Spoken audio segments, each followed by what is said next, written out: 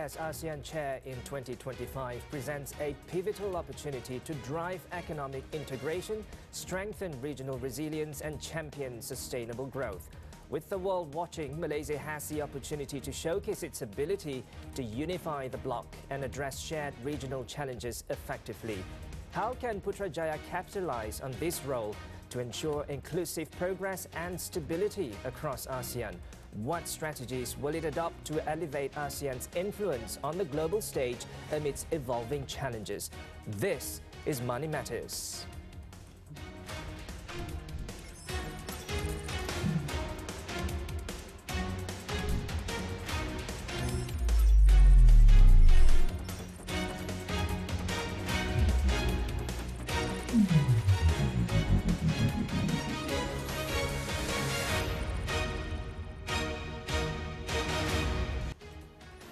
Hello and good evening. I'm Muhammed Ahmad Hamdan. Welcome to Money Matters. You tuned into TV3, where you can also stream on Tonton. Today we have Sri Dr Munir Majid.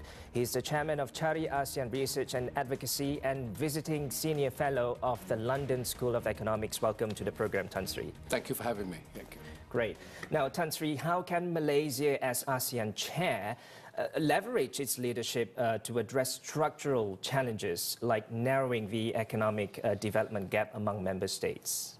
Well, ASEAN has many challenges, and Malaysia as a chair has got many challenges as well to ensure that ASEAN moves along in a difficult international environment, and therefore it's he's got his work cut out for it, because ASEAN doesn't move very fast. It doesn't respond to challenges very quickly, and you push it too hard, it might not resist, it will not do anything, it will play dead.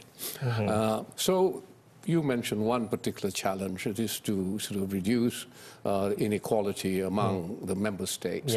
Now, this is not something that can be done in a year.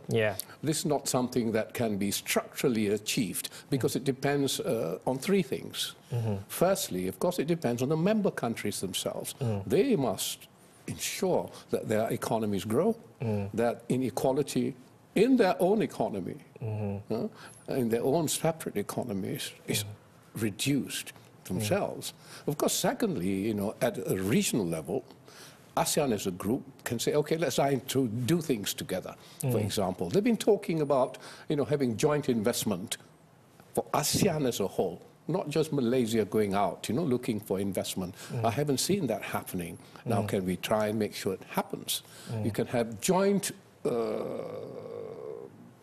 tourism attraction, how you have packages to come into the region together, not just one country going out to see.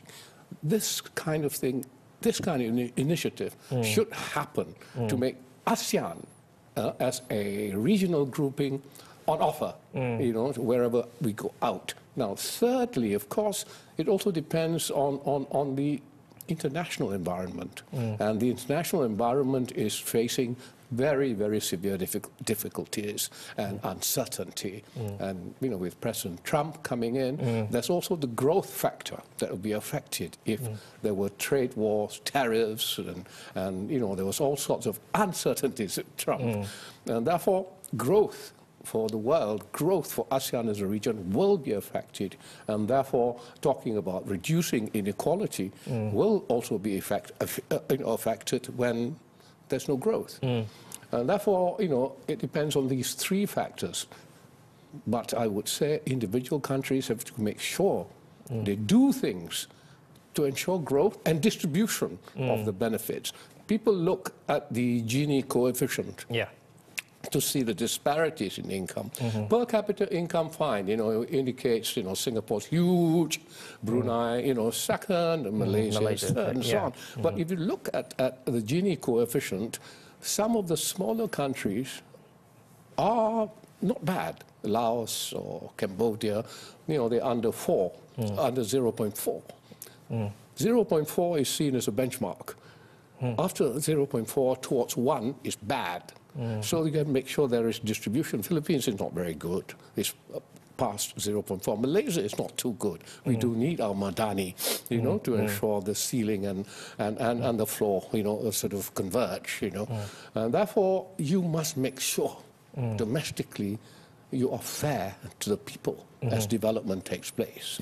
Tan Sri, I also believe that integration, economic integration, is also key in ensuring that all this, take place.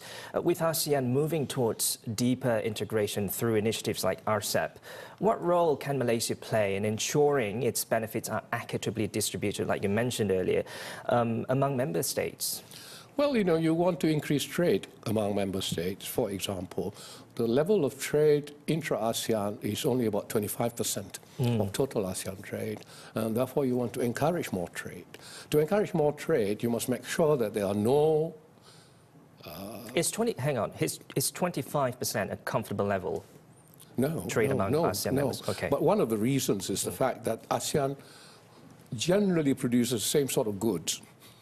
Therefore, you don't, trade, same sort of goods. Trade with each other. But, you can also start doing things along the supply chain that you might produce, and therefore there'll be movement of goods towards the end product of the supply chain. And therefore, you must make sure when you have ATIGA, ASEAN trades in goods agreement. ATIGA, okay. Yeah. Or ATISA, the ASEAN Trade in Services agreement, that you actually do have those agreements, and you don't have tariffs and replace tariffs with non-tariff barriers, and that you are resistant to the mobility of staff and people who may have technologies and capabilities that you don't have, and therefore you want them to come and work in your country, lift the economy. So you must integrate by essentially making sure that ASEAN is not sort of just talking and not doing things it's supposed to be doing to make it a single production base, right? And therefore to make it trade amongst itself better and to trade with the outside world, better. What do you think of the progress of this ATIGA and also ATISA, which have been in place for quite a while, I would say, more than 10 years?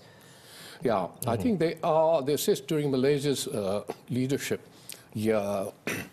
ATIGA would be, it's a long process, not like Malaysia has done it, but it's coming to a head to make sure, that it is strengthened. It is also, intended that there should be the digital economy framework agreement to ensure the ASEAN digital economy is better integrated so as to achieve a prospective addition to aggregated regional economy by 2 trillion by 2030. And now it is already 3.8 trillion, ASEAN growing at about 5%. If on top of that you have this agreement that will integrate the digital cooperation among ASEAN, it will add a further 2 trillion. And, being the chair of ASEAN, of course, comes with a lot of responsibilities. And how do you think Malaysia's leadership in 2025 can address regional food security challenges and also ensure the resilience of supply chains in ASEAN? Yeah, I think let's sit back and have a perspective about how ASEAN works. How long it takes to roll out initiatives, and then after initiatives have been rolled out, a framework agreement has been put in place, whether people follow the terms of those agreements to make sure it happens. And if it doesn't happen in ASEAN, there's no enforcement to say you haven't done what you said you want, because you're so brotherly about it. There's no sort of enforcement of such agreements. There are agreements in place in terms of food security. In 2023, actually, the ASEAN leaders in Indonesia, came out with a declaration again. We must ensure we have food security. There's a whole bunch of things they are supposed to be doing, and that is an agreement, ASEAN Food Security Framework Agreement, that was signed just in January last year. So they are addressing the problem, addressing the need, but will they fulfill it? There is an ASEAN Food Security Arrangement. There is an ASEAN emergency rice arrangement. So they are there. We're going to touch on collaboration on supply chain among ASEAN member states, but we will go for a quick commercial break for now, so hold that thought. We're going to go for a quick commercial break, so don't go away because Money Matters will be back shortly.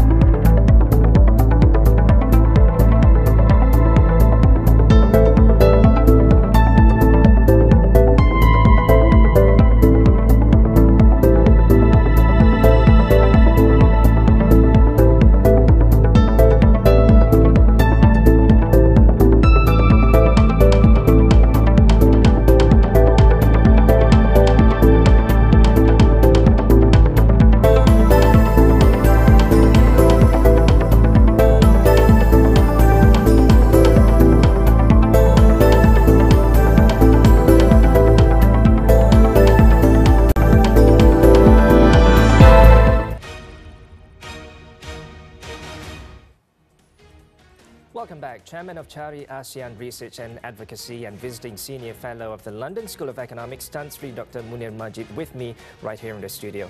Now, Tan Sri, Prime Minister Dr. Sri Anwar Ibrahim at the recent World Economic Forum WEF 2025 emphasized ASEAN's pivotal role in global economic recovery. What collaborative measures can ASEAN take to address supply chain disruptions and ensure long-term resilience? Yeah, because we are an economy aggregated. Size is 3.8 trillion. It is growing at about 5%. And therefore, we are a very important part of growth in the world. And we are a population of close to 700 million. Economically, we're the fifth biggest economy in the world, fifth right? Biggest, you're right. You're so right. At the same time, we are a member of RCEP. And RCEP, of course, comprises 10 countries, 14 countries, ASEAN 10 plus another 4, and it's 1/3 the size of the world economy. 1/3. And in terms of population, top. So in terms of trade contribution, 1/3, almost 1/3 as well. So in a situation where the world economy might be sort of torn apart or disrupted by a Trump world economic policy of not knowing where it's going to go, imposition of tariffs, and so on and so forth, there will be a lot of adjustment we have to make. So we have to make sure RCEP as the core works well. Now we have to engage, and since the Prime Minister has already identified engagement with the Gulf Cooperation Council, and the Gulf Cooperation Council will be coming to Malaysia during the summits that's going to be held in May and in October. And China as well, They're coming right? twice, and China, because Gulf Cooperation Council plus China, there's also another grouping, you're very right.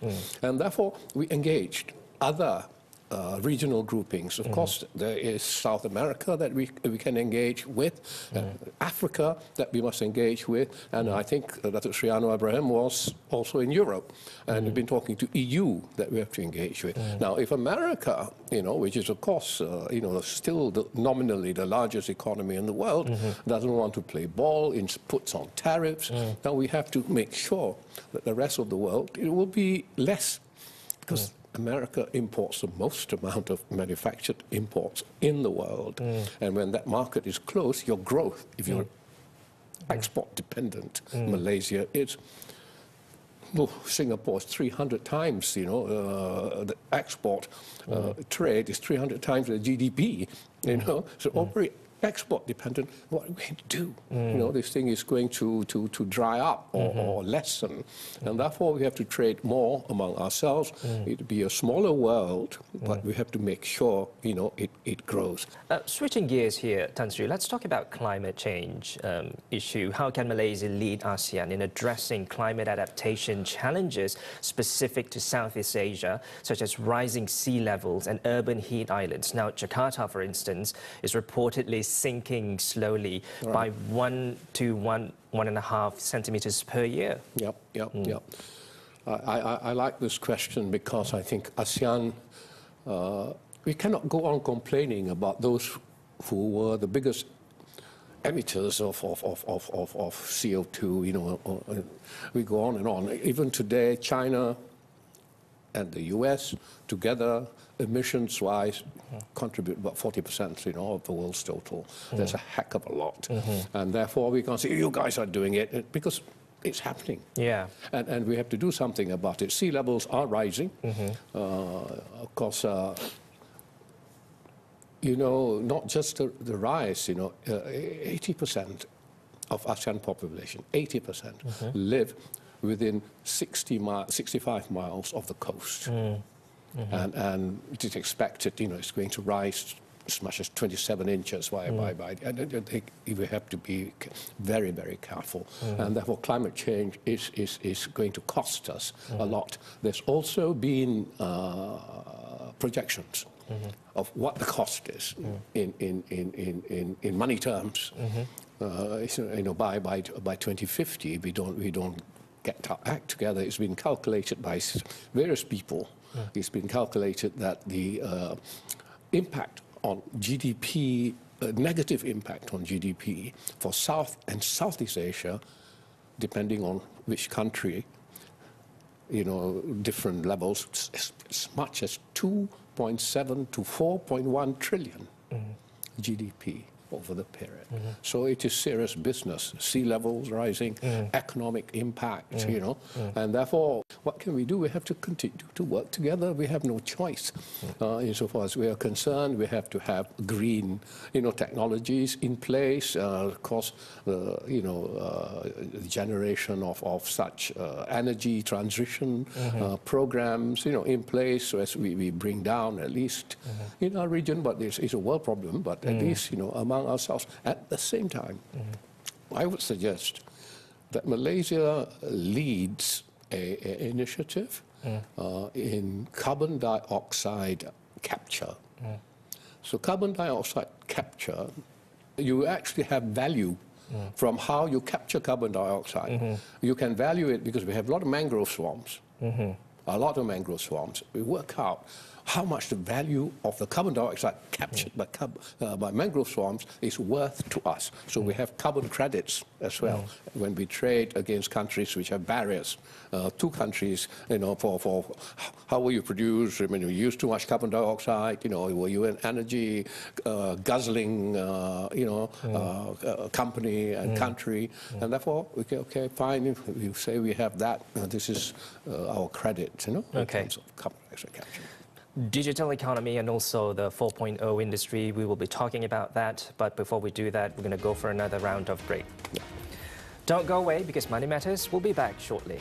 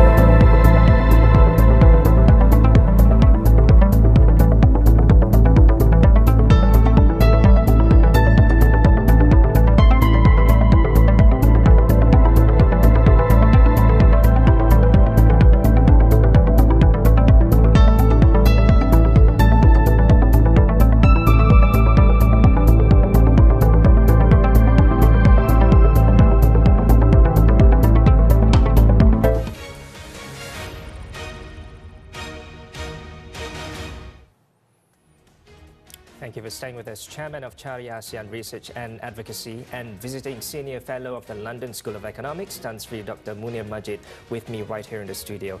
Now, Sri, let's talk about digital economy and also supporting Industry 4.0. What mechanisms should Malaysia introduce to enhance digital connectivity among ASEAN members and attract digital investments to the region? Okay.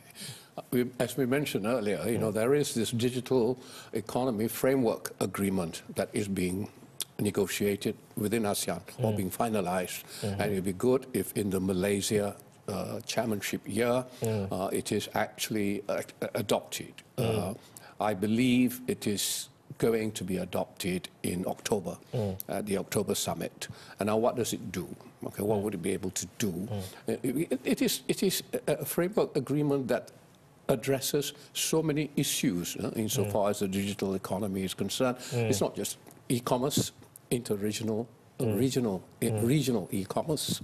It would address things like settlement systems, financial system. It would address cyber security. These are big ticket items, And I hope it would also address, coming back to your very first question, in terms of the inequity or the different size and equality among ASEAN regions, mobility of labor, mobility of skilled labor, so they can bring to countries which are behind in the ASEAN region up to speed.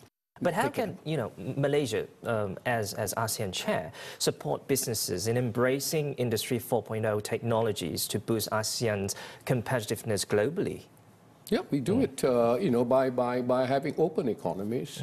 We ensure that countries in ASEAN attract the investments that are necessary.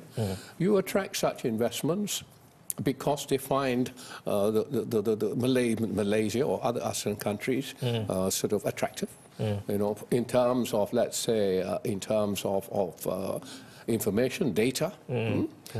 How do you make them come? You make them come in terms of information and data. Make sure you have enough energy supply. These are guzzlers of energy and water to make sure that they come and invest here. They are looking, certainly looking. Sri, we're almost at the end of the program, but I have two more questions that I want to cover. Now, how can ASEAN effectively balance neutrality and unity in the face of intensifying geopolitical pressures, like you mentioned earlier, and what role will Malaysia play in steering this dialogue? Yes, ASEAN avoids geopolitical matters. Briefly, if we can, they avoid foreign policy. But I think one thing Malaysia can do, one specific thing Malaysia can do, is to ensure there is set up in the ASEAN Secretariat a strategic unit, a strategy unit. This would look at the kind of strategic issues you mentioned. It doesn't need to be fully manned. It can outsource the strategic studies to a third party. Right. But you must have a strategy unit so that ASEAN addresses the strategic issues, the geopolitical challenges, the geo-economic consequences of the geopolitical challenges in a united and thoughtful manner. Now, last question, Sri. I consider youth and SMEs as the backbone of an economy. What are Malaysia's priorities in engaging ASEAN's youth and also SMEs to ensure inclusive and sustainable growth in the region? Well, the same things that we've been discussing before apply as much to SMEs as they do to any other larger companies. And there have been SME attempts, to make SMEs grow, and at national level. Very few at regional level. Now, one thing we can do is to try to have the financial needs of the SMEs addressed. This has always been their bone of contention, financing for SMEs. Can ASEAN start a fund, just to concentrate on ASEAN SMEs? Can it allow listing of a fund for SME financing in any of the ASEAN stock exchanges? Do something real to get SME financing going. Now, for the youths, the social security pillar, does provide a lot of opportunity for youths to express their opinion. My problem with that is that they do not get a chance to do it across cross-pillar often enough to have their views heard. And I think insofar as economy is concerned, I think they should be given an opportunity to actually interact with ASEAN economic ministers, I think, which they have not done so far. Give them that particular opportunity. Recognize that they are the young of ASEAN, the adaptive parts of ASEAN, and let them have it out with the economy ministers and also the finance ministers. Right. Sri Dr Munir Majid, thank you once again for taking the time to be with us on this episode of Money Matters. Really appreciate your time and insight on this program. Thank you very much for having me. Thank you. Thank you, Mohammed. For the past half an hour, you've been with us here on Money Matters. If you missed any part of today's show, you can always catch it up on Tonton. I'm Muhammed Ahmad Hamdan. Thanks for watching and have a great weekend.